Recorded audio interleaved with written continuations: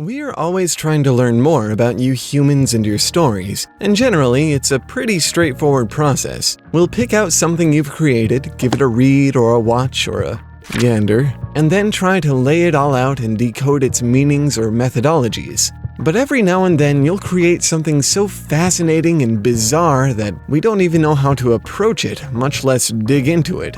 For us, Pokémon Go was exactly that.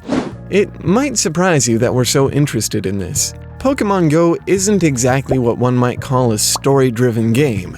In fact, although it does offer some great lore, the same is kind of true for the entire Pokémon franchise. Between the strategy and art and speculation, there's plenty to talk about, but it doesn't seem that plot or narrative enter that discussion very often.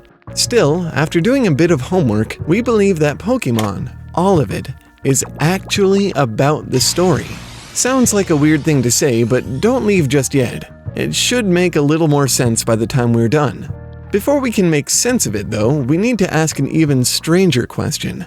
If Pokémon is a story, who's the main character? For those who are most familiar with the manga or the anime, your first thought might be Ash or Red. The gamers among you might think of Dawn or Lucas or one of the many other playable characters, and the few who only really know about Pokémon from your brushes with it on the internet might think of Pikachu or this thing. The trouble with all of these is that, while they are the main characters of their respective stories, Pokémon is, as we mentioned before, a franchise. It's not just a series of games or cartoons or comics, it's much bigger than that. So here, let's zoom out a bit and try to get this whole thing into focus. Even if you're not a fan of Pokémon, if you use the internet, watch TV, or play games, chances are you know something about it. It's become pretty hard to miss, showing up everywhere from The Simpsons to Mario to actual real-world science. It's kind of a big deal. So big, in fact, that it's sort of transcended its role as an entertaining piece of media and become what we stuffy essay writing types might call transmedia, or more accurately, a transmedia storytelling experience. I know, that sounds like the sort of thing you'd hear from some suit-wearing market strategist in a board meeting, but it actually makes a lot of sense. See, transmedia storytelling is quite a bit different from traditional storytelling. It doesn't necessarily revolve around a single narrative or work of fiction. In fact, by nature, it tends to be a lot more diverse and nebulous than other types of storytelling.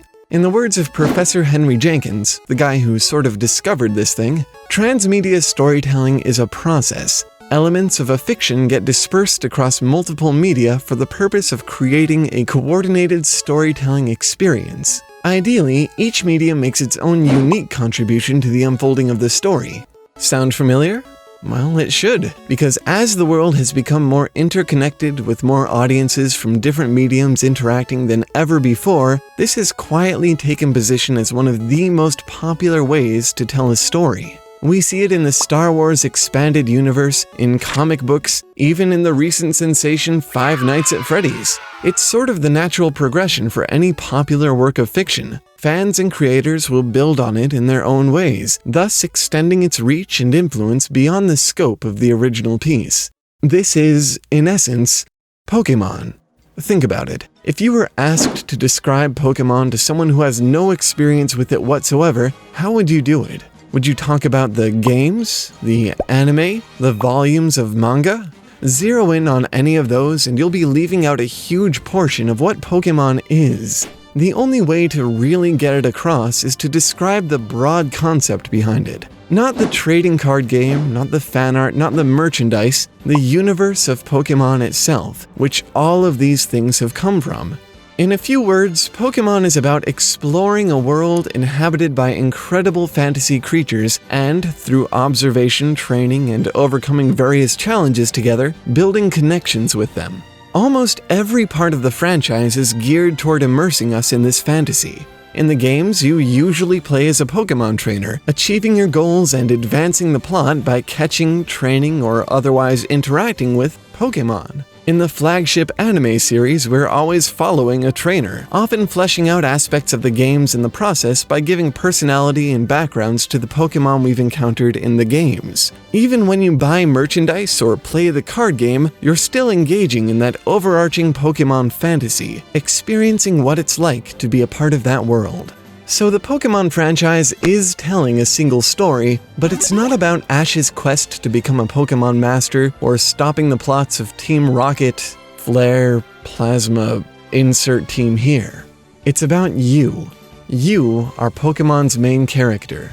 Every time you watch the show or play the games or consume any kind of Pokémedia, you're developing your relationship and your history with it. And that is how all these different parts of the franchise work together. Your experience is the story that they tell.